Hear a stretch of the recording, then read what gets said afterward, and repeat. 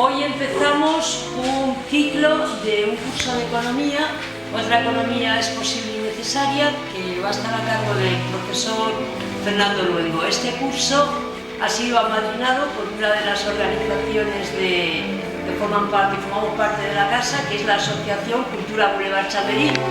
Somos una asociación que hacemos nuestra actividad en 4 ejes: fotografía, poesía, tenemos un club de lectura y tenemos un curso de ópera. Todos los jueves tenemos algún tipo de actividad cultural en esta misma sala. Por supuesto, estáis invitados a participar, a venir. Tenemos una web, la web de Casa de Cultura y Participación Ciudadana de Chamberí, donde podéis ver todas las actividades que se hacen, desde clases de dibujo, de ajedrez, etcétera, de todo, ¿no? Entonces, para nosotros ha sido como una gran cosa el poder amadrinar este curso, que nos parece muy necesario. Las sesiones durarán aproximadamente hoy hasta las 8:30, van a ser cada 2 semanas los martes y van a ser 15 clases. Y ahora ya os dejo con Fernando. Bueno, van a ser 9. ¿A 9? ¿Cuántas he dicho? Has dicho 15. Porque me he equivocado. Vale.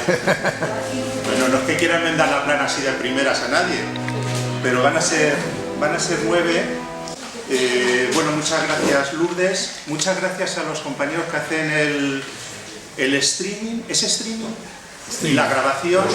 Y también muchas gracias a Nerea, que anda por aquí, que ha hecho los carteles. Y muchas gracias, por supuesto, a todas vosotras y a vosotros por acompañarnos en este, vamos a ver, no por enmendar de nuevo a Lourdes, yo no lo llamaría curso, aunque tiene algo de curso, porque yo todavía tengo algo de profesor, aunque ya no lo soy.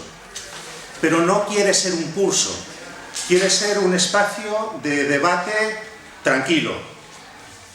Y quiere ser debate, no quiere ser solo monólogo, no quiere ser fundamentalmente un monólogo.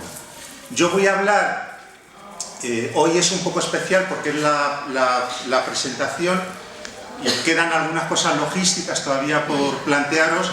Yo hablaré en cada una de las sesiones aproximadamente media hora, 25 minutos, media hora, 35 minutos, con la idea y con la intención de que el resto del tiempo podamos conversar, no para llegar a ninguna conclusión, sino para poner sobre la mesa asuntos relevantes desde el punto de vista de lo que podríamos denominar en términos genéricos como economía crítica o enfoques críticos, mejor en plural por cosas que voy a comentar luego. Dos cuestiones logísticas. Aquí hay un vasito que ahora os lo voy a pasar, que tiene la finalidad de que si queréis y si podéis contribuyáis económicamente a la logística del local y de la Casa de Cultura. Y os paso también una hoja para todas sois caras conocidas, creo que todos y todas recibís la información, pero si hubiera alguien que no recibe la información o del cual yo no tengo el correo electrónico y quiere recibir información, pues lo apuntáis aquí. Entonces aquí está la hoja y aquí está el vasito para el dinerito, si queréis, todo por supuesto completamente voluntario. También os quiero decir, ya antes de empezar a entrar en materia, que la información que yo aquí planteo, que ahora os diré esta primera sesión de qué va, pero un montón de material de economía crítica está en mi blog de economía, que podéis consultar en la web. Si ponéis otra economía y ponéis mi nombre, entráis en el blog y ahí hay un montón de reflexiones sobre economía y también sobre el mundo mundial, ¿no? Política y cosas sociales, etc. Bien, la sesión de hoy se llama Otra mirada es posible y necesaria, y quiero arrancar con la siguiente idea. Todas las personas y todos los, iba a decir, quizá mal dicho, científicos sociales, por darle un relumbrón que no se merecen muchos, y toda la gente que estudiamos economía, tenemos gafas. No conozco ni un solo economista que no tenga gafas.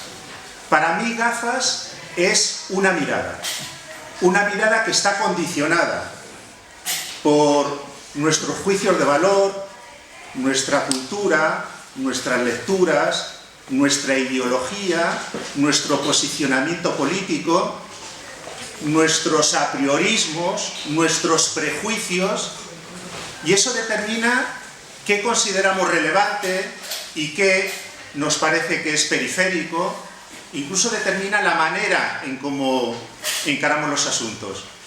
Hay economistas que pretenden que su discurso es objetivo y neutral, pero en mi opinión eso es una falacia. De hecho, cuando se habla en los periódicos, en los medios, muy a menudo, de que los economistas opinan, no me reconozco en esa afirmación, porque no hay tal cosa. No existe un grupo homogéneo de economistas que opinen. Hay muchos economistas de tendencias muy dispares que tenemos puntos de vista asimismo diversos sobre todas y cada una de las cuestiones que consideramos relevantes. Quiero poner un ejemplo, o varios ejemplos, porque todo lo que quiero decir hoy, que son las miradas, no quiero que quede muy abstracto, ni muy genérico, ni muy inconcreto, aunque hoy va de introducción. Pero imaginémonos que nosotros seleccionamos cualquier tema. Yo selecciono el tema salarios y economía, que todos los economistas del mundo mundial dirían que es un tema muy importante. Cómo influyen o qué relación hay entre los salarios y la economía. Pero quiero plantear 4 cuestiones sobre ese tema que son un ejemplo de la diversidad que existe en la profesión, aunque no se reconozca, aunque muchas veces se ignore esa diversidad. Yo puedo decir, aunque no lo comparta, que existe una relación inversa entre salarios y empleo. Es decir, que cuanto más bajos o más moderados sean los costes laborales, mejor, FETEN, para el empleo. Yo puedo decir eso, y ese es un razonamiento económico.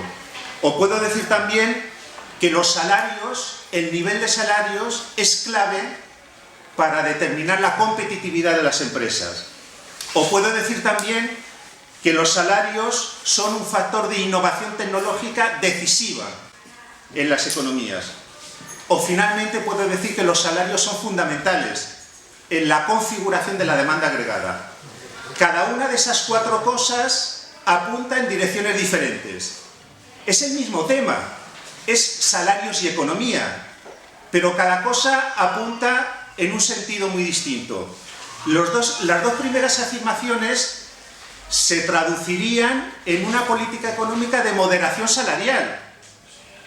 Si yo sostengo ese diagnóstico y digo que ese diagnóstico es así, la conclusión en términos de política económica, y ahí no estoy metiendo juicios de moral, estoy construyendo un razonamiento económico, la conclusión es que hay que reprimir los salarios. Y hay que reprimirlos porque eso es bueno para la economía. Es bueno para el empleo y es bueno para la competitividad. Eso no tiene nada de objetivo. Es un supuesto. Es una manera de abordar un problema económico relevante. Pero los últimos diagnósticos, es decir, si digo que los salarios altos contribuyen a la innovación tecnológica y que los salarios altos son fundamentales para la demanda agregada, si dijera eso, estoy defendiendo otra alternativa de política económica, radicalmente distinta. En el primer caso, defiendo la moderación salarial.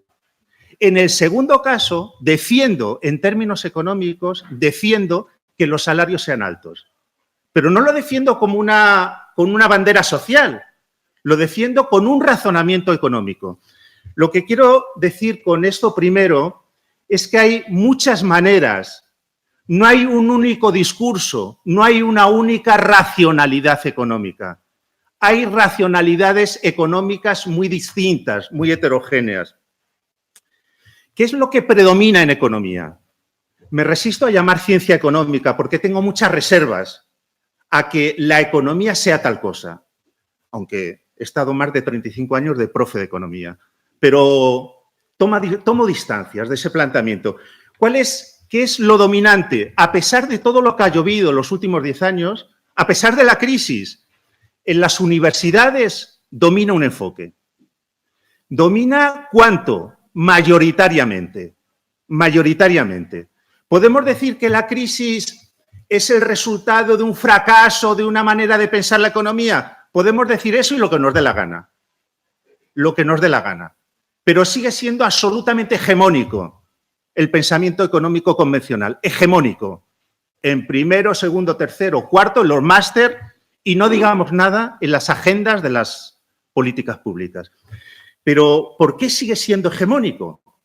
Aunque yo me voy a centrar en la economía, en lo que llamo economía crítica. ¿Por qué sigue siendo hegemónico? En mi opinión, sigue siendo hegemónico por dos razones. Primero, porque, entre comillas, es bueno. Porque tiene una racionalidad muy potente, sostenida en modelos matemáticos muy sofisticados, que pocos entienden. Cuanto menos se entienda, más sofisticado. Mejor para colar, gato por liebre. Modelos matemáticos y modelos econométricos muy bellos, entre comillas. Pero, sobre todo, lo fundamental, ¿por qué es dominante esa manera de entender la economía a la que yo no voy a prestar toda la atención en este curso porque quiero centrar y luego diré lo que entiendo por economía crítica? ¿Por qué, además de eso, es dominante?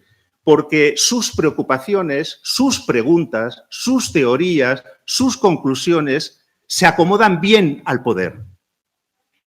Y, por lo tanto, hay dos elementos que están en el estatus de la economía que domina en las universidades. El elemento de racionalidad, que no le quito ni una coma a eso que estoy diciendo, cierta racionalidad y modelos muy potentes desde el punto de vista estadístico, y unas preocupaciones y unas propuestas que son las que acomodan, son las que benefician, son las que tranquilizan a los poderosos. Bien, yo quiero centrarme en la economía crítica y, claro, diréis o dirá alguna persona, ¿y qué es eso? Eso es un totum revolutum. Hay muchas cosas bajo esa denominación. Hay muchas maneras de aproximarse a la crítica de la economía. El marxismo, el post-keynesianismo, bla, bla, bla. Yo no quiero hablar de las distintas tradiciones del pensamiento económico crítico. Me voy a esforzar en algo que ojalá no sea un empeño vano. Yo creo que en todas esas posiciones críticas hay un denominador común. Claro, si hubiera aquí, no sé, imaginémonos, voy a decir una broma, un marxista ultramontano diría que él no se casa con nadie. Pero yo voy a suponer que sí.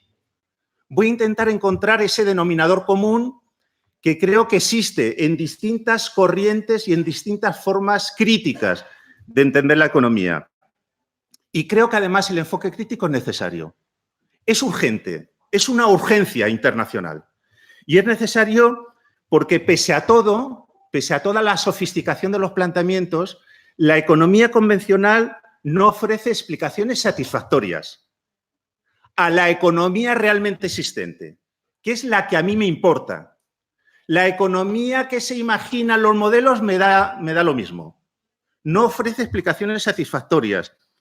Y porque el pensamiento económico convencional, traducido en políticas, nos ha llevado y nos está llevando al abismo.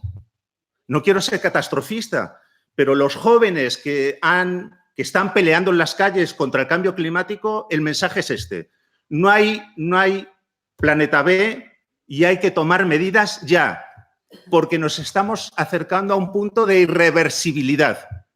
Son políticas económicas las que se nutren de este pensamiento económico que nos llevan a una situación crítica, a una situación irreversible, a una situación de abismo. Y además, creo que es necesario otro enfoque porque la racionalidad económica, como antes decía, que sostiene la teoría económica dominante, favorece a los de arriba, favorece a los privilegiados. Por lo tanto, voy a intentar presentar en 9 puntos que no son muy largos, porque quiero luego debatir con vosotras y vosotros. Voy a presentar en algunos puntos cuáles son para mí las piedras angulares de un enfoque crítico. Lo de hoy es quizá un poco general, ojalá sea algo de interesante. Es general, porque en las próximas sesiones ya entraremos en temas monográficos.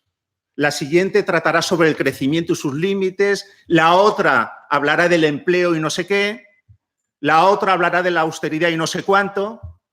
Serán temas monográficos. Hoy, no sé cómo decirlo, es una especie de filosofía, con perdón, de planteamientos de qué es, cuáles son los fundamentos de la economía crítica.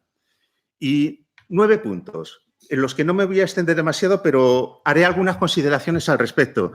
Para mí, el primer fundamento es que el economista crítico es un ciudadano socialmente comprometido. Socialmente comprometido. No ve las cosas desde la barrera, ni las quiere ver. Y ese compromiso impregna, y no puede ser de otra manera, su trabajo intelectual.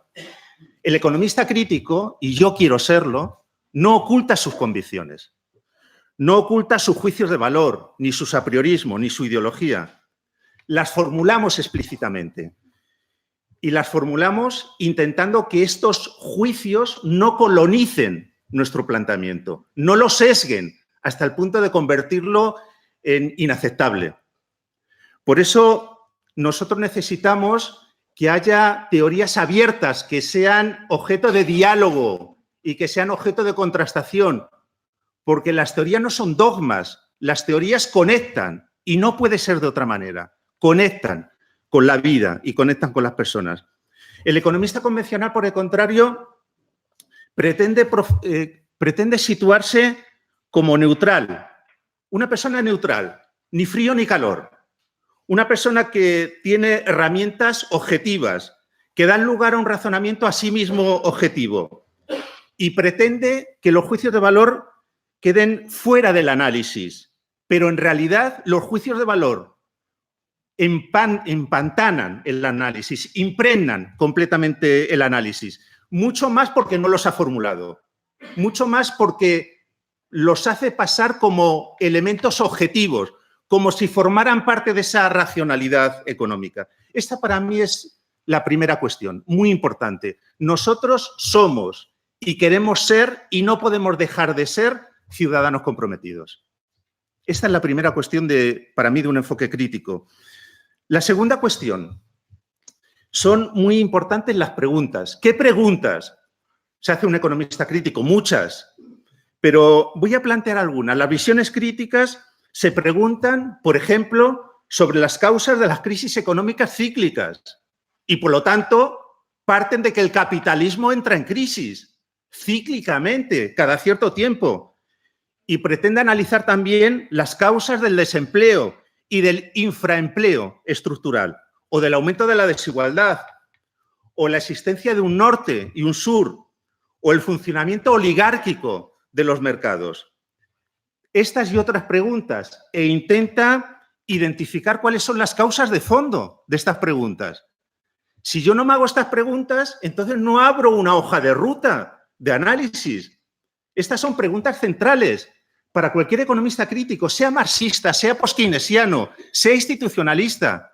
Desde diferentes perspectivas, estas son preguntas centrales, pero no son relevantes. Esto que acabo de plantear es irrelevante para la economía convencional, cuya principal preocupación está en ver bajo qué condiciones la economía está en equilibrio.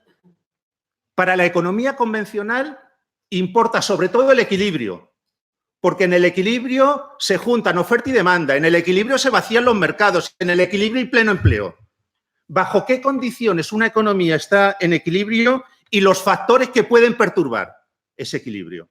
Por supuesto, casi es ocioso decir que un factor que puede perturbar ese equilibrio es la presencia de las instituciones o la injerencia. ¿Por qué es eso para la economía convencional? La injerencia de los sindicatos. Por lo tanto, para la economía crítica, lo importante es la dinámica. Para la economía convencional, lo importante es la estática, el equilibrio, el corto plazo. No digo que eso no sea interesante analizarlo, digo que esas no son, simple y llanamente, esas no son nuestras preguntas. En tercer lugar, ese sería el segundo planteamiento. Así tenéis que aguantar hasta 9, ¿no? Y luego una cosa que os he puesto ahí una hojita que es para comentar con vosotras un asunto, ¿no? Ese diagrama. En tercer lugar, a la economía crítica le importa ni mucho el realismo de los supuestos con los que elabora las teorías y los modelos, y le importa que lo que decimos sea susceptible de contrastación. Porque si los supuestos no son realistas y lo que yo elaboro no es contrastable, en mi opinión, apaga y vámonos. Dediquémonos a otra cosa. A la crítica le importa la contrastación porque nuestros planteamientos son planteamientos abiertos, son planteamientos enfrentados a la vida, enfrentados a las personas, enfrentados a la incertidumbre. De ahí la necesidad de que haya una contrastación, tanto teórica como empírica. Sin embargo, a la economía convencional se asienta, al menos esta es mi opinión, se asienta sobre supuestos irrealistas e irrelevantes.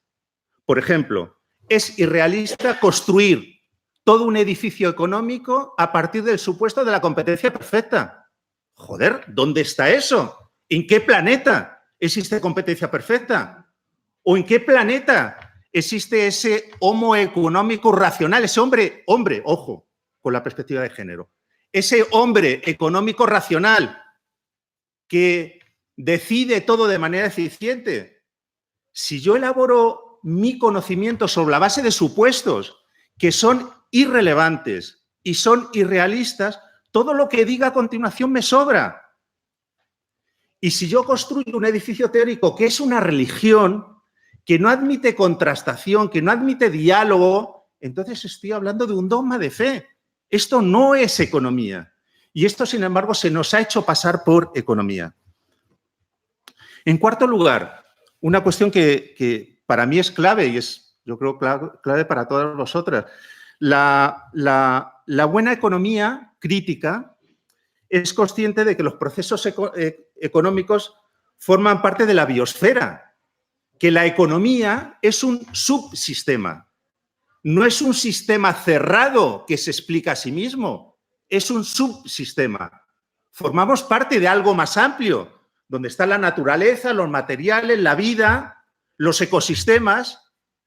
Yo creo que la buena economía crítica, aunque a veces hay economía crítica que todavía está instalada en el mantra del crecimiento imposible, pero la buena economía crítica es una economía que reconoce sus límites, que reconoce que forma parte de algo más amplio.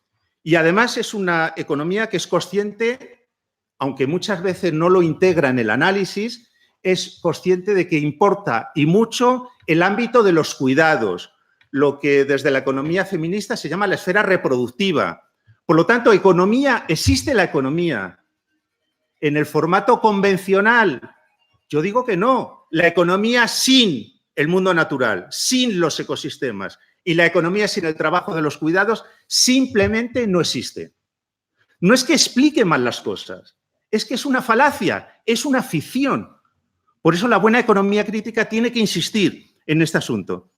La economía convencional, aunque intenta aproximarse a este mundo de los ecosistemas, del cambio climático, de hecho, ¿no?, en las últimas manifestaciones hasta el Banco Santander ha dicho que un planeta verde, todos se incorporan, todos se mueven en esa dirección, pero solo acepta y solo le da importancia a aquello que tiene valor monetario, aquello que tiene lógica de mercado, e intenta que la lógica de mercado entre también en la economía de los cuidados, e intenta que la lógica de los mercados entre en el planeta. Imposible.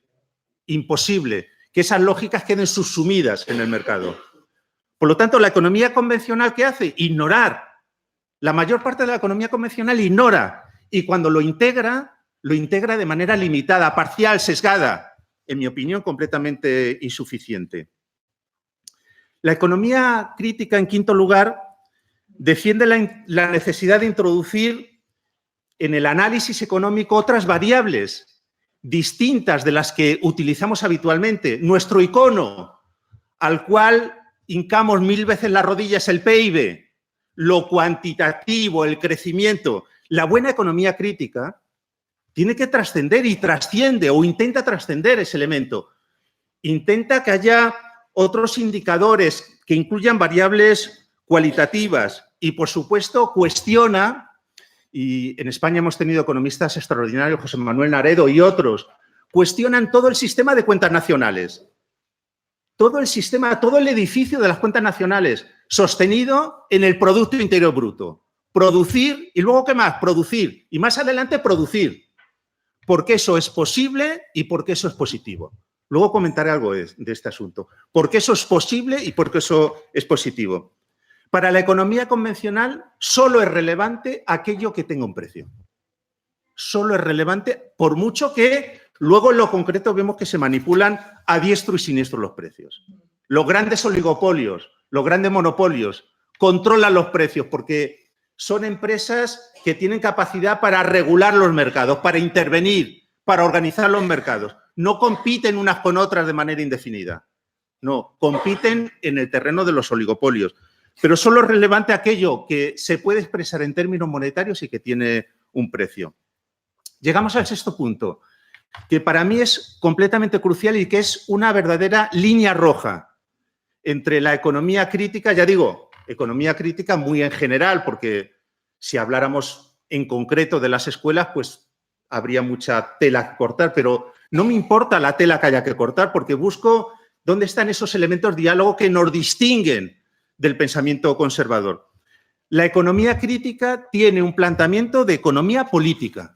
Esto para mí es absolutamente crucial. Ojo, economía política no es política económica, es distinto. Economía donde la política manda, donde la política tiene una gran importancia.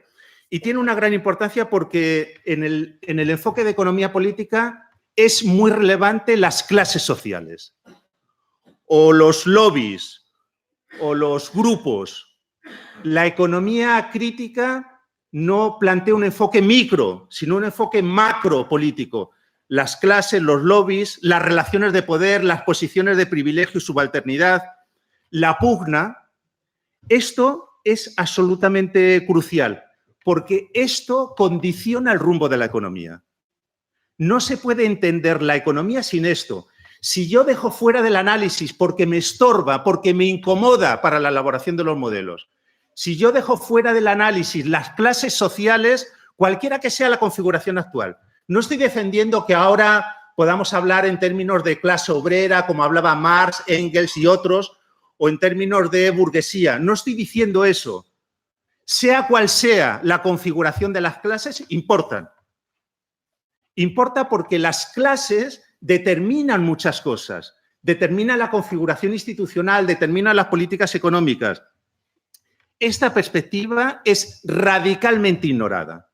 No levemente ignorada, radicalmente ignorada por la economía convencional, que tiene un enfoque micro o macro donde solo hay actores económicos, individuales, que pelean entre sí o colaboran, pero no existe el agrupamiento, no existe la pugna, no existe la clase social. Actores económicos que, como antes decía, actúan de manera racional si reciben toda la información a través de los precios.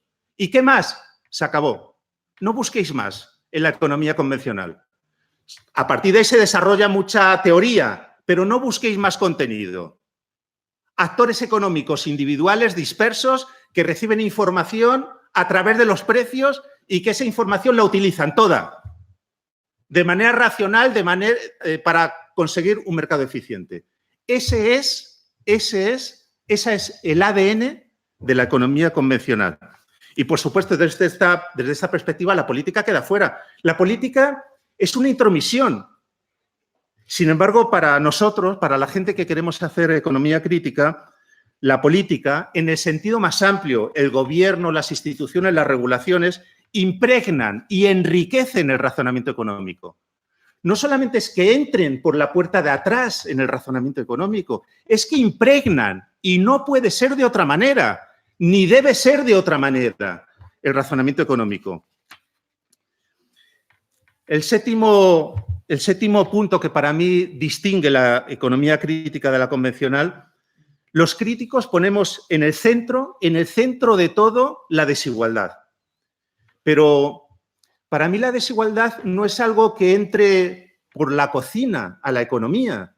no es que la economía es necesariamente un proceso económico que genera desigualdades, que produce asimetrías. Por lo tanto, no estoy cogiendo por los pelos algo para incrustarlo en el razonamiento económico. Es que la economía capitalista genera desigualdad, genera inequidad, genera fractura, genera polarización, genera un norte, un sur, genera los que se quedan con el excedente y los que se quedan sin excedente. Y la desigualdad es fundamental. Yo no puedo entender, creo que en esto los críticos tendríamos un consenso amplísimo, yo no puedo entender nada de la economía realmente existente sin introducir como variable explicativa la desigualdad. La desigualdad explica cómo están los procesos productivos, cómo está el consumo, cómo están los salarios, cómo está el mercado internacional. Para entender la economía en aspectos claves, yo introduzco la desigualdad. Y el pensamiento conservador, aquí podemos encontrar una cierta paradoja, porque ahora hay toneladas, miles de toneladas de textos escritos por economistas conservadores y el Fondo Monetario Internacional. Ahora resulta que cada 2 por 3, joder, cada 2 meses hay un paper del Fondo Monetario Internacional, institución conservadora por excelencia, hablando de la desigualdad y de los peligros. Pero hay algo ahí que no encaja. Los peligros no entran, no introducen, no integran la temática de la desigualdad en la dinámica económica. Y por otro lado, el planteamiento conservador, en el fondo, y esto quizá os lo podáis creer o no, pero en las facultades de economía, en la Complutense y en la Autónoma y en todas, se sigue explicando que cada uno recibe lo que merece. Cada uno recibe lo que merece. Cada uno recibe en función a lo que aporta. Cada uno recibe en función de su capital humano, en función de la productividad. Si tú tienes una productividad X, recibes X. Si tienes una productividad Y, recibes Y. Este es el core, este es el corazón del pensamiento convencional. La desigualdad no me importa mucho, pero además yo razono la desigualdad como el mérito, la recompensa a tu esfuerzo. Y los críticos no nos sentimos atrapados en ese planteamiento, porque somos conscientes de que la desigualdad es el resultado de la pugna por la distribución, de la pugna por el excedente, de la pugna por la ganancia. La desigualdad es el resultado finalmente de las relaciones de poder. El octavo, ya me quedan 2, no sé cómo voy de tiempo, pero bueno. El octavo punto que quería plantear es que para la economía crítica es muy importante la incertidumbre. Existe incertidumbre. Y la incertidumbre quiere decir que hay caos. Y hay que integrar en el razonamiento económico, hay que integrar la incertidumbre. Existe incertidumbre, voy a poner para explicarme. ¿Por qué? Porque hay producción que no se vende. Yo produzco, pero no sé si voy a vender. Ese es el origen de muchas crisis. Produzco más de lo que soy capaz de colocar en el mercado. Existe incertidumbre porque hay ahorro que no se convierte en inversión productiva. De esto sabemos mucho en los últimos 30 años. Ahorro que se ha ido al casino porque era más interesante estar en el casino, más rentable en mercados opacos, porque hay riesgos que no pueden preverse. Este elemento es que está ausente en la economía convencional. En la economía convencional existen automatismos, no existe incertidumbre. Ahora parece que se reflexiona, porque se dice, bueno, es que los que operaban en los mercados financieros se creyeron que podían contemplar y evaluar estadísticamente el riesgo. Y algunos dicen, eso fue un error, porque el riesgo, existen factores tan aleatorios que no se puede predeterminar y, por lo tanto, hicimos muchas operaciones de excesivo riesgo. Y eso ha sido un factor desencadenante de la crisis financiera. Ahora se empieza a introducir, pero sin este planteamiento que yo estoy señalando, porque en el fondo existen automatismos de que si crecemos, creamos empleo. Si se crea empleo, aumentarán los salarios. Si hay más globalización, más eficiencia. ¿Por qué?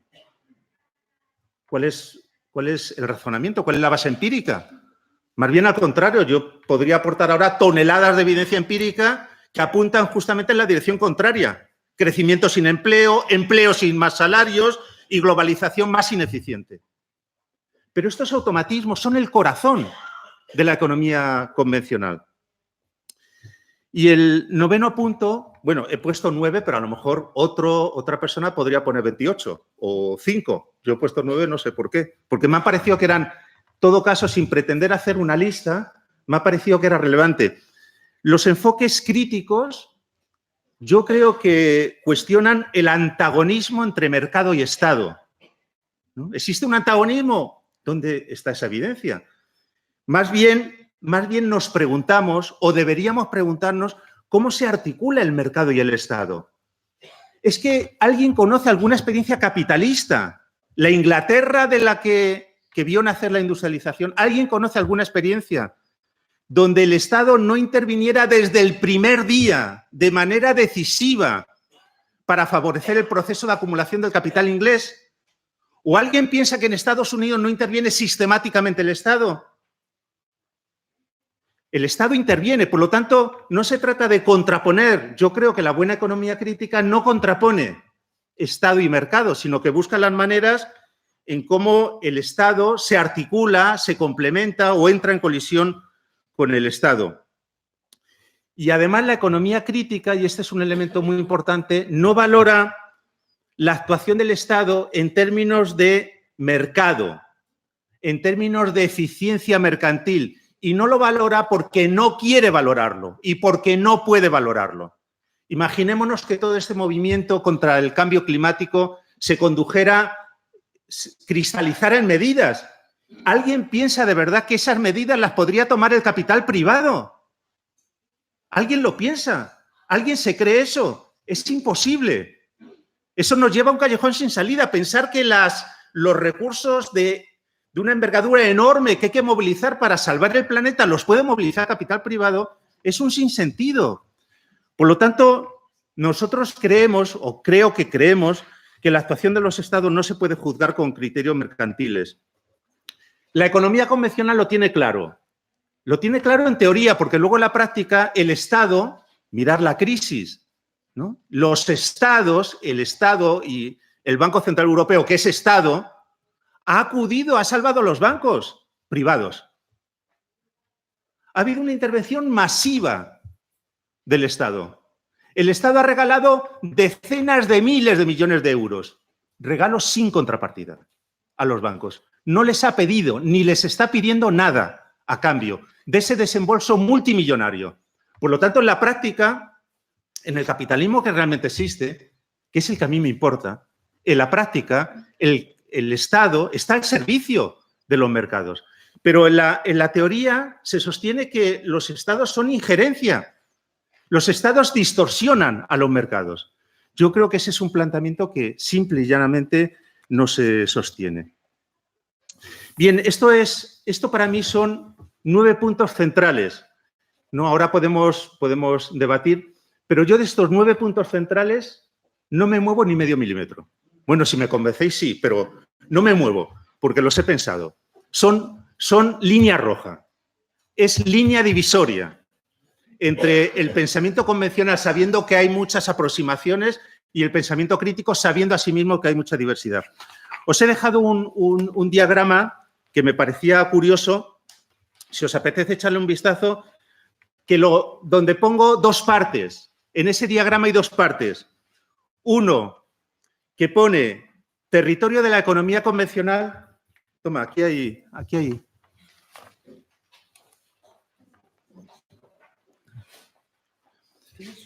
Sí, ahí hay. 2 diagramas. En uno pone, es muy breve ya lo que tengo que decir, porque ¿qué hora es? Vale. En uno pone territorio de la economía convencional. Como todos los diagramas, es un poco esquemático, pero a mí me vale. Yo esto se lo explicaría a mis alumnos también. Territorio de la economía convencional. Hay una línea gruesa y se dice objetivos, porque la economía convencional considera que los objetivos están claros y no hay nada que discutir. Por ejemplo, ¿es un objetivo más crecimiento? Por supuesto. ¿Es un objetivo el ajuste presupuestario? ¿Es un objetivo reducir la deuda pública? ¿Es un objetivo mejorar la competitividad? y se acabó. Ese es el dogma. No nos movamos de ahí. De esos objetivos se derivan unas políticas que son adecuadas para esos objetivos y unos instrumentos y unos plazos de ejecución. Y yo lo que planteo es que la economía crítica tiene que llegar ahí, pero no puede partir de ahí. Tiene que llegar a ese territorio, pero nuestro territorio no es ese, es otro muy diferente. Y el territorio de la economía crítica empieza más a la izquierda y empieza identificando cuáles son los problemas. Yo no puedo hablar de objetivos. Lo que os quiero plantear es que yo no puedo hablar de objetivos si antes no identifico los problemas. La economía crítica tiene que empezar la casa por el tejado. Y empezar la casa por el tejado es detectar la problemática, lo que aquí llamo o denomino problemática estructural y sistémica. Y esa problemática da lugar a unas necesidades. Por supuesto, un paréntesis. Empezar por ahí exige democracia y exige ciudadanía políticamente comprometida. Y exige debates abiertos. No élites sabelotodos. No, eso no. Que de eso ya sabemos mucho, por cierto. No, élites que se lo saben todo, no.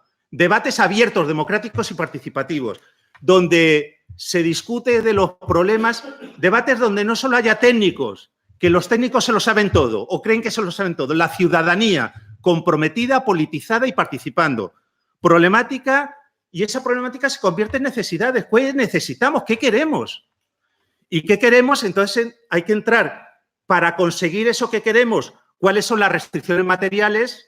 Antes, lo que os planteaba, esa economía que se reconoce como parte de la biosfera, ¿cuáles son los actores que pueden acometer esas necesidades y cuáles son las posibilidades financieras? Y eso a mí me lleva a otra economía distinta de la capitalista, necesariamente distinta de la capitalista, sin entrar ahora en modelos alternativos, necesariamente distinta de la que ahora es el capitalismo realmente existente y a otras instituciones. Una vez he discutido eso, problemática, necesidades, otra economía, otras instituciones, entonces ya entro concretamente en el debate de los objetivos y las políticas. Pero para mí es fundamental diferenciar esos dos espacios. El espacio donde yo creo que debe reivindicar con fuerza, sin concesiones, la economía crítica, y el espacio donde se mueve cómodamente porque no tiene esas pretensiones y porque la economía convencional finalmente es una economía que está al servicio del status quo, donde se dice, bueno, los objetivos ya están dados, veamos qué herramientas necesitamos para conseguir esos objetivos. Y bueno, esto era un poco todo. Entonces, os propongo lo siguiente, que hablar y pues eso, charlemos, ¿no? Entonces, opinar, ¿no? Yo el formato que sugiero es que preguntas, por supuesto, si yo tengo contestación, pues encantado, pero también opiniones o críticas o lo que os parezca necesario. Y podemos ir, si hay muchas intervenciones, que ojalá las haya, las vamos agrupando de 3 en 3 para que yo las pueda ir contestando. Ah, vale. Bueno. Es una pregunta o un comentario muy simple. Como una tiene sus años, yo me acuerdo cuando yo empecé en la universidad, el fervor que había por hacer seminarios, debates, etcétera, sobre los famosos libritos de Marta Hanecker. Entonces eran, digamos, como un catecismo abreviado de cosas que había que saber para poder centrar en por lo menos en la economía un poco alternativa. Entonces yo me pregunto ahora, cuando tú hablas del tema de la problemática, de que hay que revisar y hay que hacer las propuestas desde la base, desde la gente, pero que la gente tiene que, para poder hacer propuestas, tendría que estar informada, estar capacitada, etcétera. ¿Dónde se puede buscar eso? Porque, claro, incluso aquí, oyéndote a ti, el nivel es un cierto nivel. A pesar de que estáis hablando, se supone que para neófitos, pero somos todos como unos neófitos un poco formados. Pero la gente es mucho más allá de nosotros. Entonces, la gente tiene unos conocimientos absolutamente de cesta de la compra, por llamarlo de alguna forma, es decir, muy elementales. ¿Cómo se podría llevar a cabo eso? Porque, desde luego, si hace falta que cambie la política para que eso se intente dar, pues nos podemos esperar toda la vida, es lo del huevo y la gallina. Entonces, ¿cómo hacerlo para hacerlo desde abajo hacia arriba? Solo decir que el esquema que has planteado me parece un esquema muy claro y, sobre todo, siempre he pensado que para enfrentarse al sistema capitalista, a las desigualdades y a los problemas es poner en el centro a la persona, que es lo que me parece que tú planteas cuando hablas de que hay que empezar analizando la problemática, los problemas que tenemos, los problemas que tienen los ciudadanos y cómo podemos resolverlos, dar alternativas con una discusión democrática y comprobar luego los resultados para cambiar. Simplemente que me ha aclarado un montón de cosas y me gusta mucho el esquema. Sí. Me ha parecido bastante interesante la charla y, bueno, tengo más de 9 anotaciones porque, bueno, en algunos factores estoy de acuerdo con usted, en otros no. Por ejemplo, cuando ha afirmado que el capitalismo está en crisis, yo es que no soy economista, soy informático, no tengo expertise en ese terreno. Considero que el capitalismo no está en crisis, desde mi punto de vista, sino que es una reordenación del espacio económico, un sistema que a todas luces domina, dictamina todas las políticas. Que vayamos a un abismo, estoy de acuerdo con usted, esto está claro. Es una realidad, no hay, desde mi punto de vista, tampoco ningún tipo de problema. Pero en el 9º punto, usted mencionó que había una especie de pelea, una batalla entre mercado versus Estado. Tal cual concibo yo el modus operandi de este mundo, yo creo que ambos son el mismo, con distintas caretas, pero es el mismo ser, por decirlo así. No creo que el Estado luche contra el mercado ni el mercado luche contra el Estado. Es que son hermanos del mismo padre. Y, por lo tanto, más que pelearse entre ellos, se apoyan uno al otro. Dominados, o sea, dictaminados por las decisiones de su padre, ¿no? El sistema. Después, en cuanto al esquema, ha colocado la economía crítica en el lado izquierdo y la economía convencional en el lado derecho. En la economía convencional empieza con objetivos, pero es que la economía crítica tiene que comenzar con objetivos. No sé si los ha omitido por considerarlos implícitos o porque no son relevantes en este espacio. Estoy un poco para abreviar porque tengo tantas preguntas. Un poco... Estupendo. Pues si queréis, si os parece bien, comento algunas cosillas y seguimos hasta las 8:30 con el, si os parece bien. Vamos a ver. El espacio, antes quería decir lo siguiente. En cuanto a la universidad, ¿no? Que es el mundo que más conozco, aunque ya estoy fuera de la universidad, ¿no? En la universidad, el enfoque absolutamente hegemónico, y es una paradoja, el enfoque absolutamente hegemónico en la enseñanza de la economía es el enfoque neoclásico, neoliberal. Absolutamente hegemónico, ¿no?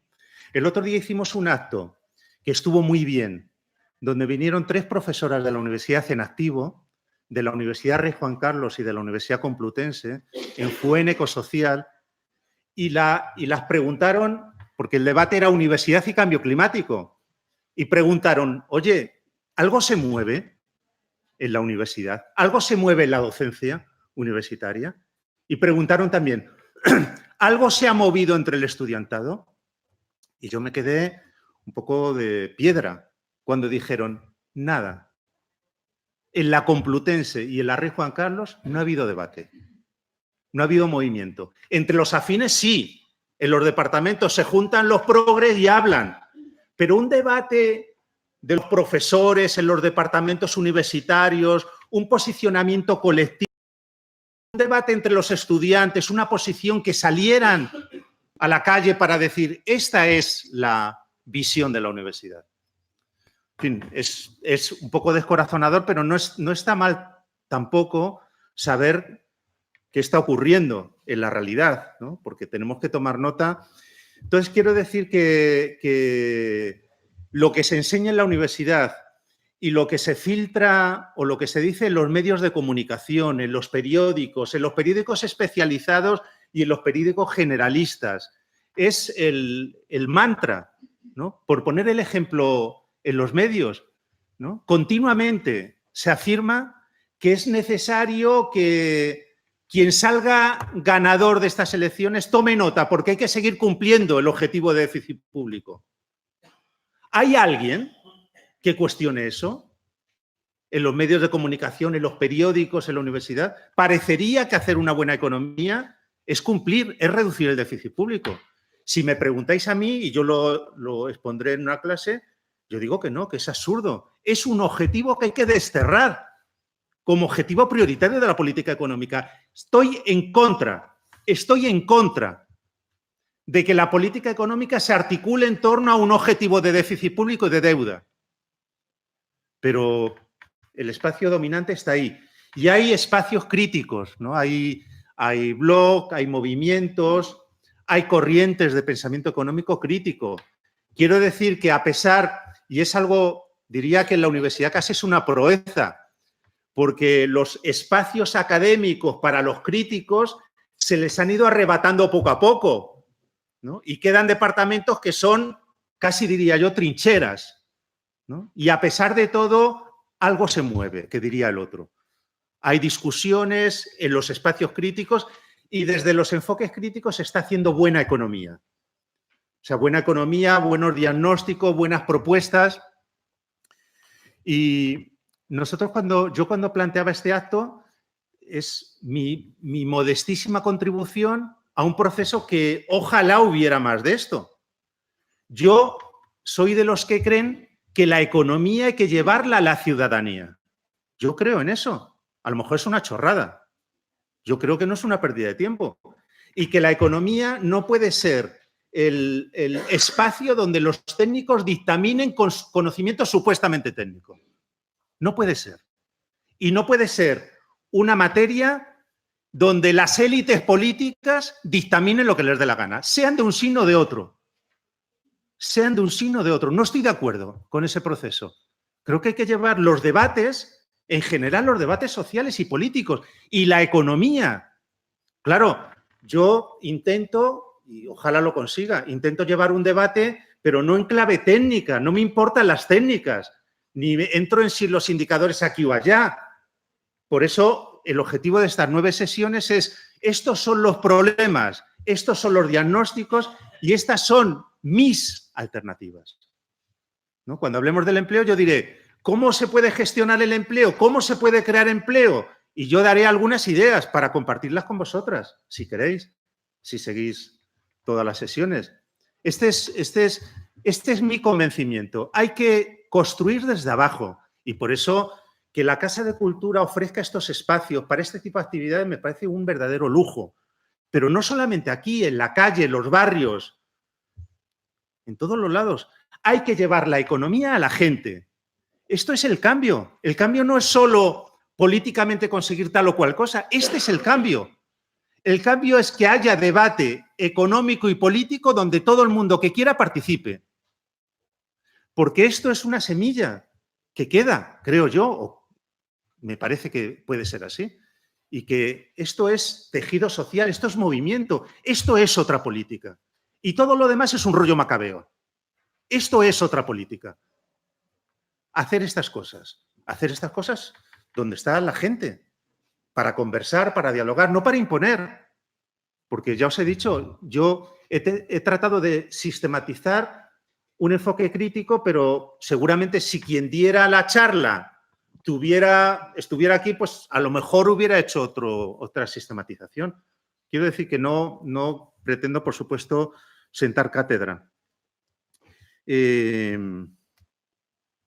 Vamos a ver, lo de la crisis es un tema interesante. La última sesión, la novena, y ojalá aguantéis, ¿no? Aguantéis hasta la novena es en enero, ¿no? Yo la he denominado algo así como la crisis, ¿no? O no estamos saliendo de la crisis o algo así, porque yo sostengo que no estamos saliendo de la crisis, pero es un pedazo de debate. Es un debate que hay que tener. Yo sostengo, aunque no quiero adelantar ese debate, que aunque la economía esté creciendo, por eso critico el PIB, aunque la economía esté creciendo, aunque en España se hayan creado 2 millones de empleos en los últimos años, ojo, que no es un dato cualquiera, aunque se hayan creado 2 millones de puestos de trabajo y aunque el PIB esté creciendo, yo sostengo que no estamos saliendo de la crisis. Este es mi planteamiento. Y es un planteamiento que quiero compartir en su momento con vosotras y con vosotros. Porque hay elementos, adelantando esta idea, hay elementos estructurales que son marejada de fondo, que lejos de haberse resuelto, se están agravando cada vez más. Y eso es compatible con que el PIB esté creciendo. Porque en ese crecimiento del PIB, sobre todo, como se ha dicho muchas veces, lo que ha habido es vientos de cola que han empujado al barco en esa dirección. Pero no un buen barco, ni un buen motor. Vientos de cola que se agotan. Este es mi planteamiento.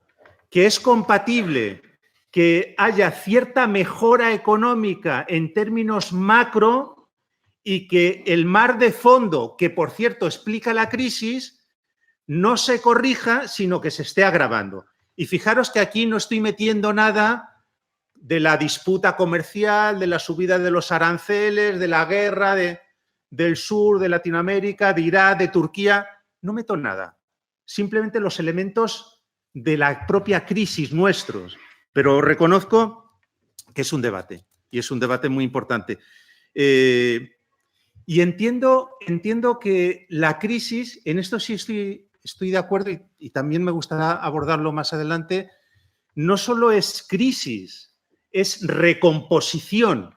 Es recomposición. Mirad, ha habido a escala global una enorme cantidad de fusiones empresariales. Enorme. Y las grandes corporaciones salen de la crisis más grandes y más potentes. Se está recomponiendo. El capitalismo oligárquico se está recomponiendo. Y sale más capitalismo y más oligárquico. En ese sentido, yo creo que también conviene y es bueno entender la crisis como recomposición. Es una recomposición, el ajuste de cuentas, porque la crisis ha sido, además de crisis, ha sido un formidable ajuste de cuentas contra los trabajadores, contra las mayorías sociales. Y de la crisis se sale con menos instituciones redistributivas. Ojo, y cuando vuelva la crisis, que es inminente y que en pocos meses tendremos los datos, quizá en enero, cuando yo hable de la crisis, vamos a hablar ya de que estamos en materia, ¿no? Entonces, veremos que a diferencia de la crisis de la que aparentemente estamos saliendo, entramos en una sin que los gobiernos tengan mecanismos que han utilizado en esta y que han paliado un poco. ¿Entendéis lo que quiero plantear? En esta se han utilizado instrumentos extraordinarios que han paliado un poco la crisis, pero esos instrumentos extraordinarios ya no estarán disponibles para los gobiernos dentro de un año. Y a ver qué hacemos. A ver qué hacemos. Y a ver qué envergadura puede tener la nueva crisis. Pero es un tema que para mí es importantísimo y que me lo voy a preparar a fondo para discutirlo con vosotros. No en la sesión que tengamos de enero, me lo voy a preparar a fondo porque es un tema importantísimo. Y es lo que yo voy a hablar en 8 sesiones esto es lo que tenemos ahora y mirando hacia adelante qué nos espera o en qué cosa estamos metidos. Sí, yo creo que en cuanto al tema del mercado y del Estado, quizá yo me haya explicado mal, Vamos a ver, yo lo que quería decir es que los enfoques críticos no ignoran la enorme importancia que tiene el Estado, que ha tenido el Estado desde los inicios del capitalismo. No ha existido nunca ese capitalismo liberal, liberal en el sentido del todo mercado. Nunca ha existido ese capitalismo. Siempre el capitalismo ha sido mercado más Estado, mercado con Estado. Y por lo tanto, ese enfoque convencional que habla de mercados sin Estado y mercados sin actores, fijaros que dos cosas deja fuera el enfoque convencional. Mercados sin Estado y mercados sin grupos económicos, sin clases, sin lobbies, sin grupos empresariales corporativos. Solo mercado. ¿Y dónde ha existido eso? Eso que es el fundamento de la ciencia, de la enseñanza de la economía en la universidad, es un fraude. Lo que se enseña en muchas facultades de economía es un fraude, en mi opinión. Y yo defiendo que el capitalismo realmente existente es el resultado de la articulación del mercado y del Estado. Este es mi planteamiento. El Estado interviene, porque el mercado, que es una parcela diferente del Estado, sin embargo, el mercado se imbrica con el Estado. Esta es mi posición. El Estado es enormemente decisivo en la configuración del capitalismo realmente existente. De todas maneras, también voy a en uno de los debates posteriores, también quiero entrar más a fondo en el tema del Estado. Pero lo que quería era contraponer lo que he llamado como pensamiento convencional, o sea, que en teoría es, yo puedo entender la economía sin el Estado. Y el Estado es una injerencia que está en el origen de todo tipo de ineficiencia. Si interviene el Estado, la economía es ineficiente. Entonces, yo lo que he dicho es, no me lo creo. Ese planteamiento simplemente no me lo creo. Porque la eficiencia del mercado ha sido el resultado de una intervención sistemática del Estado en el capitalismo. ¿Cómo podéis defender que hay una línea separatoria? Y en la práctica, lo segundo que he planteado es que en la práctica el Estado, y he puesto el ejemplo de los rescates bancarios, pero no solamente de los rescates bancarios, es que el Banco Central Europeo ahora mismo está comprando bonos, que es un título de las corporaciones, está comprando bonos a tipo de interés cero. Es decir, las corporaciones no pagan nada al Banco Central Europeo. El Banco Central Europeo es institución pública, está comprando a las grandes corporaciones deuda corporativa a coste cero. ¿Y a qué corporaciones? A corporaciones fosilistas, a corporaciones que son grandes contaminadores del planeta, sin exigencias. Una institución pública ha abierto el grifo del dinero y, como decía Woody Allen, toma el dinero y corre. Esto es lo que está sucediendo. Yo preguntaba que la pequeña empresa, porque se habla de la pequeña empresa, pero como el capital tiende a la concentración de capital, porque tiende a las grandes concentraciones de capital, se habla mucho de incentivar la pequeña empresa, ¿no?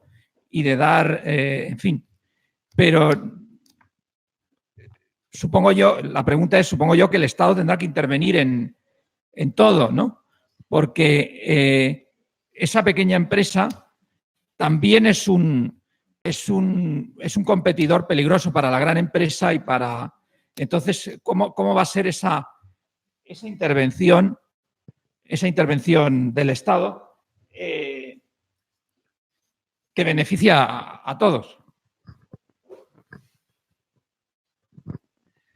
Bueno, yo quería, lo primero, el gráfico que veo me parece bastante curioso porque yo no estoy de acuerdo en que la economía realmente no vea esa problemática, simplemente la ve desde una óptica diferente. Es decir, no creo que la economía no sepa lo que está haciendo, sino que lo sabe perfectamente, pero es un atrezo. Es decir, realmente creo que sí que ve una problemática, pero es su problemática. Es decir, creo que la economía está dominada por una serie de gente, como tú has dicho, que defiende a las oligarquías. Y, de hecho, una de las cosas que has dicho, el tema de las grandes compañías que se están haciendo, las grandes corporaciones, creo que eso es un hecho que están preparando para una crisis. Es decir, realmente en la crisis lo que ha surgido ha sido que nosotros, ¿a quién hemos salvado? A los que eran too big to fail, ¿no? Ahora lo que se está haciendo es crear compañías too big to fail. Y al fin, ¿por qué? Y competir de forma transnacional. Competir de forma transnacional para ser más fuertes que los estados, ¿vale?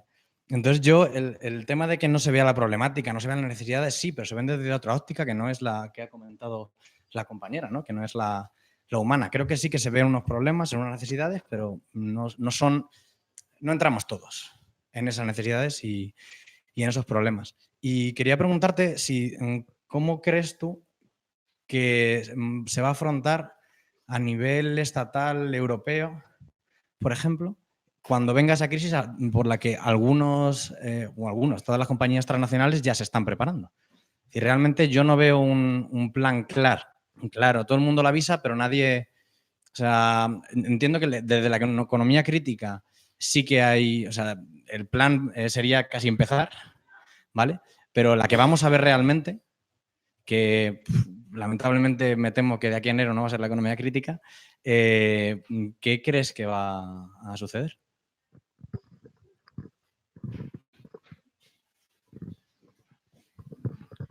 Sí, gracias, Fernando. Yo quería empalmar con los comentarios que has hecho sobre economía política. Me parecía muy necesarios, muy oportunos. Da la impresión de que nos caemos en la dificultad de hacer una crítica de las propuestas políticas y económicas que surgen de la economía convencional, porque los argumentos que desarrollan se amparan en esos procedimientos matemáticos, estadísticos, es decir, en todos esos soportes que tienen un cierto cuerpo, tienen un cuerpo científico. Ahora bien, esos planteamientos no soportarían un análisis científico mínimamente serio.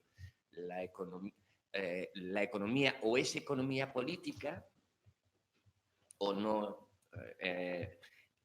como ciencia o no es ciencia. Cuando se sustraen, y tú lo planteabas antes también, se sustraen del análisis tanto la economía de cuidados como los subsistemas, o que es un subsistema de la biosfera, o simplemente las condiciones de vida de las mayorías sociales, cuando son sustraídos del análisis esas precondiciones y se da un salto, una especie de cortocircuito a elaborar procedimientos científicos en el sentido de tecnología de ciencia, con matemáticos, estadísticos, etcétera, da la impresión de que no puede hacerse una crítica de las conclusiones a las que llegan. Lo que ocurre es que hay unas peticiones de principio que epistemológicamente son insostenibles y nos resulta muy difícil hacer esa crítica. Y empalmaría con otro aspecto que tú planteabas, y es que claro que es necesario que la población, la ciudadanía, se ocupe del desarrollo de las políticas económicas. No van a poder hacerlo, porque para eso lo tenéis que hacer determinados técnicos, acerca de toda esa maquinaria matemática y estadística que da cuenta de ciertas leyes que funcionan y efectivamente funcionan. Donde nos corresponde decidir son en las condiciones de partida, como por ejemplo la exigencia de que se tomen en cuenta la economía de cuidados, o que se tomen en cuenta las necesidades de la biosfera, o que se tomen en cuenta las necesidades de equidad social. Sobre eso cualquier ser humano tiene criterio que aportar, aunque no lo tenga acerca de determinados parámetros de la tecnología económica. Buenas tardes. Varias cosas. En primer lugar... Habla más fuerte, es verdad, Juan. Es verdad. En primer lugar, creo que es de alabar que tratemos de hacer unos debates para que trasciendan en la sociedad civil. Entonces, una cosa que quiero pedir a Fernando es que los ponentes en general tratéis de utilizar un lenguaje que lo entendamos más o menos todos. O sea, que no sea científico, sino que sea un lenguaje comunicativo. Y eso es trabajoso a los profesores que estéis acostumbrados a hablar a nivel científico. Que no ha sido el caso. Tu caso muchas veces sí es. Que quiero decir que sí es, que no es. Así me aclaro. Que es científico, pero que no es demasiado divulgativo. Vamos, hablando claro y pronto. Ya. No es una crítica, sino que en el futuro a ver si lo hacemos mejor. Me parece vergonzoso la situación de las universidades, especialmente de económicas, que solo se enseña una parte, que se trasciende, que se dice ciencia. Bueno, yo soy matemático y profesor de informática. Entonces nosotros hemos hecho modelos informáticos, sobre todo computación natural, computación con ADN, computación de las células. ¿En qué sentido lo digo? En el sentido de que vemos algunas cosas, hacemos un modelo medio matemático para que funcione. En economía, lo que ha dicho el compañero anterior es verdad. Si tú haces un modelo de lo que te interesa coger, solo sale lo que te interesa coger. En ese sentido, había que denunciar todas las cosas, modelos matemáticos que cogen solo lo que les interesa en beneficio propio, no en beneficio general. Pero yo quería insistir en que hagamos las cosas para que la gente pueda participar, entenderlo y sea gustoso. Vale. Vamos a ver, yo quería hacer una pregunta. El modelo de economía convencional ahora es una economía especulativa. Dentro de ese modelo tan general, ¿puede haber cabida una economía crítica? Mi pregunta va, bueno, gracias por todo lo que nos has contado. Mi pregunta va sobre el tema cuidados. Creo que lo has resaltado como muy importante, un tema fundamental en la economía. Curiosamente es como que esto lo llevo oyendo hace poquito tiempo, no tengo ni idea de economía, con lo cual creo que el tema lo ha puesto sobre la mesa el feminismo, si no me equivoco. Después lo he oído solo en un partido político y en sus programas y ahora te lo vuelvo a escuchar a ti y me crea muchísima curiosidad porque para mí el tema cuidados, pienso, esto consigue evidentemente que las mujeres hayamos salido de la casa, hayamos dejado de cuidar y hayamos entrado a formar parte de otros ámbitos. Quizá estoy equivocada, no lo sé. Pero bueno, por eso, justamente porque tengo ese esquema, me gustaría un poquito más de conocimiento sobre esa importancia del tema de cuidados en la economía. Bueno, si os parece, comento primero lo siguiente. Los temas se amontonan. O sea, y planteáis cosas que si entráramos ahora en el debate, aunque fuera de manera muy sucinta, pues sería imposible. Por ejemplo, el asunto de, ante la inminencia de una crisis que puede ser de mayor dimensión que la que algunos dicen que estamos superando y que yo ya he dicho que no comparto ese diagnóstico, ¿y Europa qué? ¿No? ¿Cuál es la respuesta? ¿Qué políticas? ¿Qué instituciones? Europa con el Brexit, Europa con la misma política económica, Europa sin atreverse a hacer un rediseño institucional a fondo del que surgió con el euro, Europa aplicando la misma política económica u otra, Europa manteniéndose con el mantra de la austeridad fiscal. Son muchas preguntas, pero es muy importante y hay una de las sesiones que yo quiero dedicarla monográficamente al tema europeo, al tema de cuál es la situación de Europa y cómo creo yo que se puede enfocar el tema europeo desde una perspectiva crítica. Lo mismo con otras cosas. No es que quiera echar balones fuera, pero los echo. ¿No? Con otras cosas que tienen que entrar centralmente, por ejemplo, lo que decía María Antonia, de los cuidados. ¿No? Los cuidados que están entrando en el debate gracias a la economía feminista.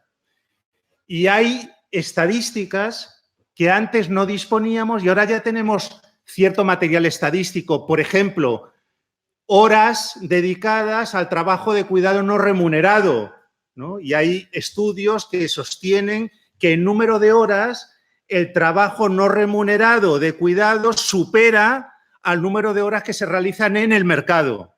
Es decir, hay un debate y una de las sesiones que está dedicada a trabajo, empleo, etcétera, procurar entrar un poco más en profundidad, pero por supuesto súper relevante.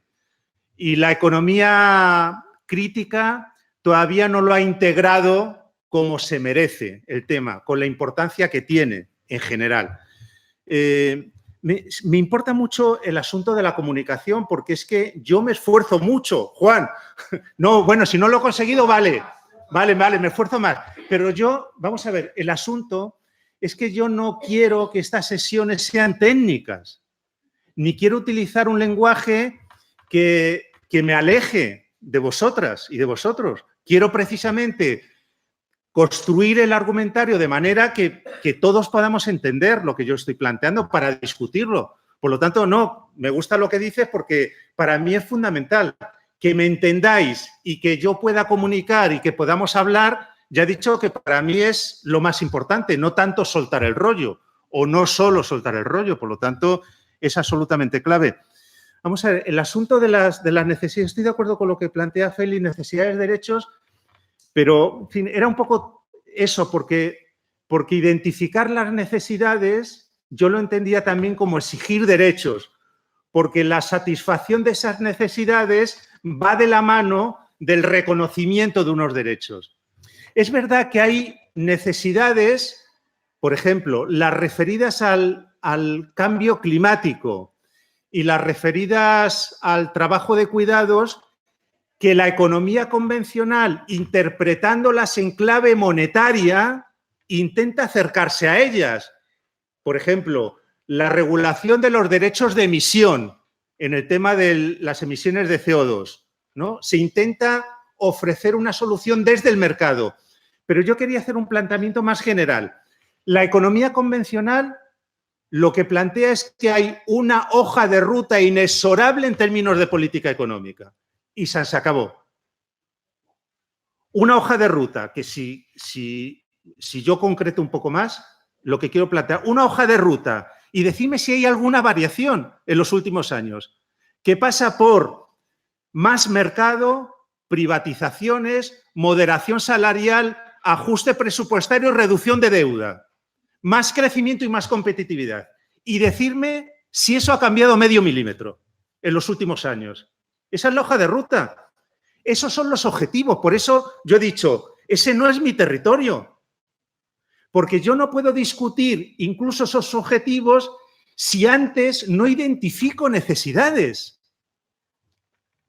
Esos objetivos presuponen unas necesidades. Ya lo sé, las necesidades del status quo, del mantenimiento y del fortalecimiento del capitalismo realmente existente. Pero es que no me quiero mover en ese terreno. La economía crítica no puede jugar en ese campo de juego, porque en ese campo de juego estamos atrapados. Es mi planteamiento.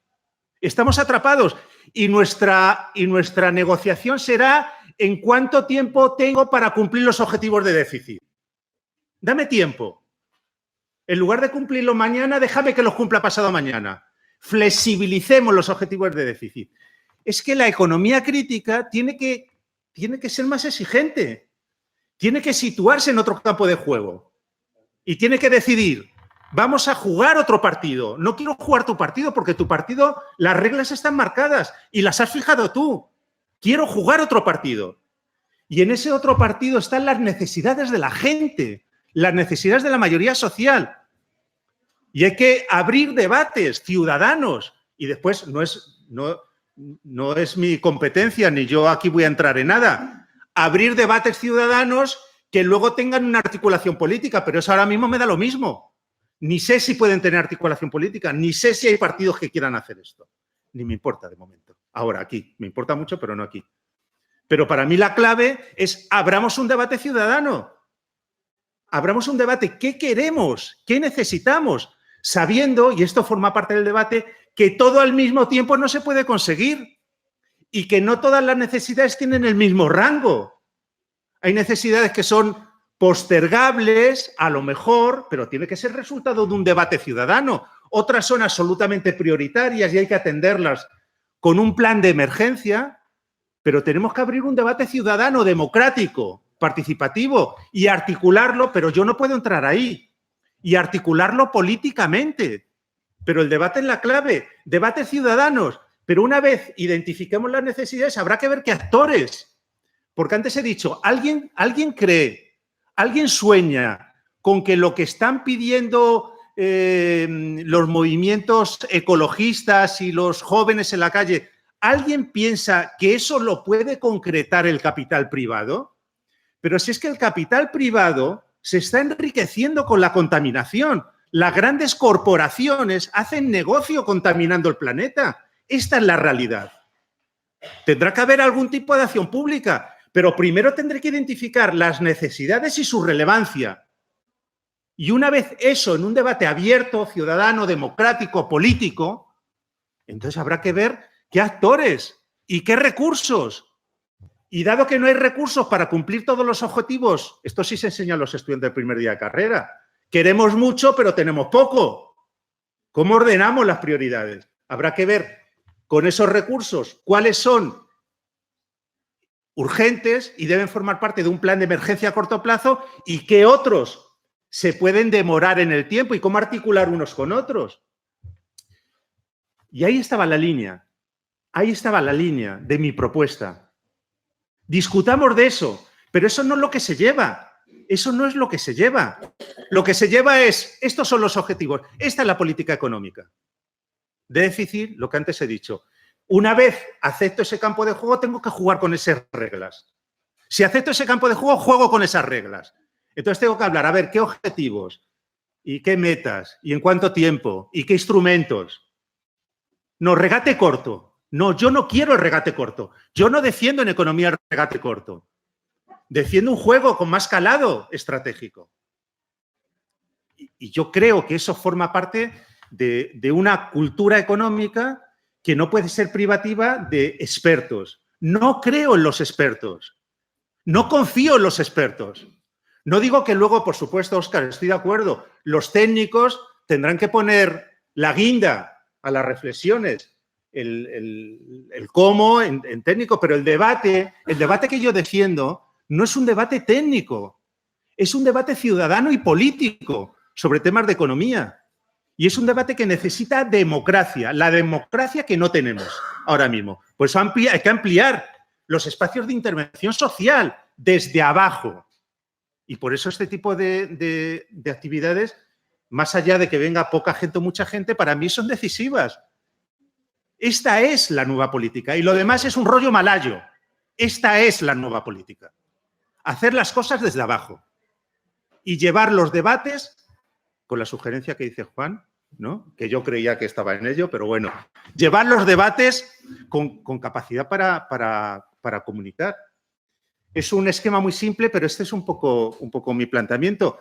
Y claro, yo por supuesto defiendo un enfoque de economía política porque, aunque parezca un juego de palabras, economía política y política económica son dos cosas completamente distintas. Política económica es el regate corto. Política económica en la que finalmente habría que entrar es el regate corto. Pero si empezamos a jugar desde la política económica nos hemos equivocado. Empecemos desde la economía política, que significa preguntas y significa respuestas y significa metodología y significa intervención social. Esa es la economía crítica. Y esa es la economía política. Desde esa perspectiva tenemos que entrar. Yo, por supuesto, soy un defensor total de la economía política, de una economía que no quiere establecer una frontera arbitraria entre la política, las clases, los gobiernos, las instituciones, la presión, los lobbies y la economía. No quiere establecer una línea que es una ficción, es una ficción. Lo que hay que hacer es un buen análisis para integrar y ordenar los factores, de manera que no sea el resultado de nuestra reflexión, no sea un totum revolutum, ¿no? De que, bueno, aquí está, apañaros, ¿no? Sino diagnósticos, propuestas, alternativas. Y después hay otras cosas, lo de las pequeñas empresas, todo esto creo, la mayor parte de los asuntos irán saliendo, y perdonadme que ahora no pueda entrar en todo, irán saliendo en cada una de las sesiones que tendrán temas monográficos. Pero solo una puntualización. Sí, la pequeña empresa, millones de pequeñas empresas, pero no perdamos de vista lo fundamental. Hay 100 corporaciones, no más, que gobiernan el mundo.